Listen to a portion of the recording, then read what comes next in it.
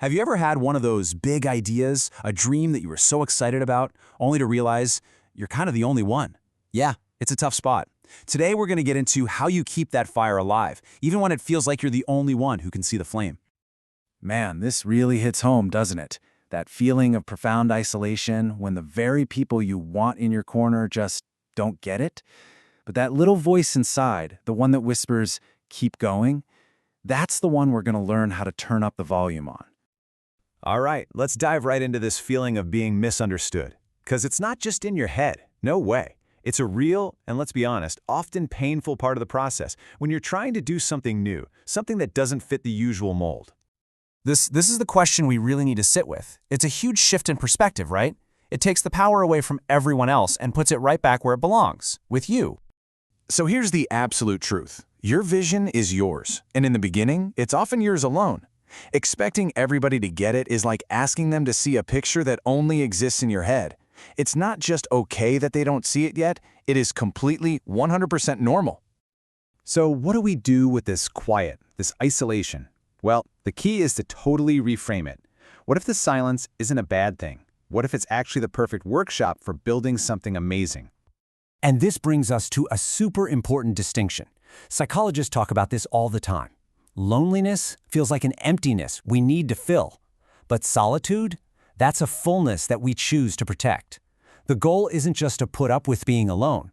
It's to embrace solitude as a source of incredible power.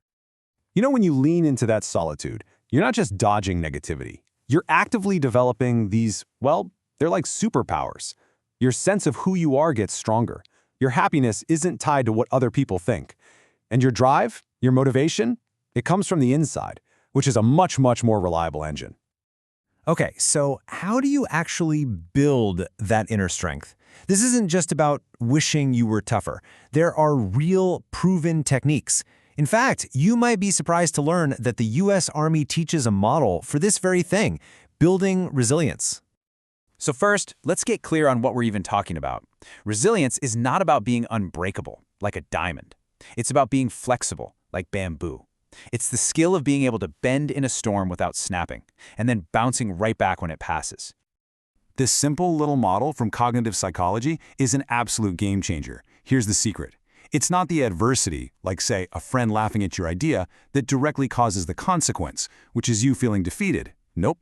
In between is B, your belief about what they said, and that's the part you control.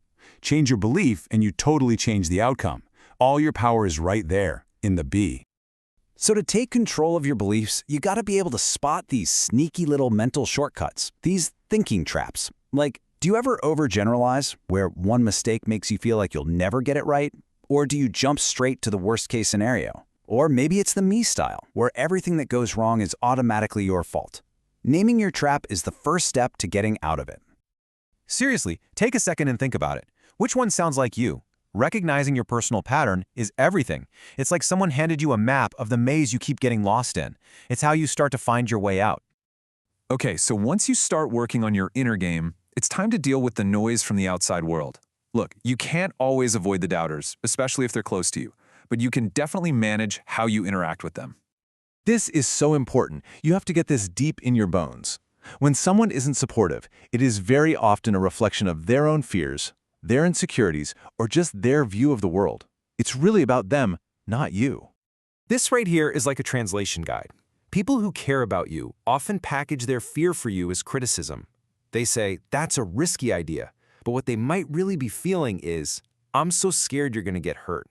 If you can learn to hear the concern behind the doubt, it changes everything. So here are your practical, actionable strategies. Number 1, be picky about who you share your big dreams with. 2, be firm. This is your goal. 3, patiently explain why it matters to you. And 4, the big one, set clear boundaries to protect your energy and your focus. And finally, let's look ahead. Because here's the paradox. Going it alone in the beginning doesn't mean you'll be alone forever. In fact, all that focused, quiet work you're doing right now is the very thing that's going to attract your people to you down the road. As you stay on your path, fueled by your own passion, you basically become a magnet. You start attracting other people who either share your vision or just deeply admire your commitment. Your tribe is out there. Your job is to just keep walking until you find them. And when you do start building that new network, this is what you're looking for. These are the 5 C's of real support. It's way more than just applause. It's real connection, compassion when things get tough, and a community that genuinely cares. This is the new standard. This really just says it all, doesn't it? The whole journey starts with you. You have to be your own biggest fan, your own loudest cheerleader, your most unshakable believer.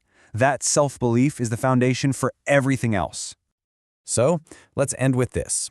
Not just something to think about, but something to do. What is one small, real thing you can do today to prove to yourself that you're on your own side?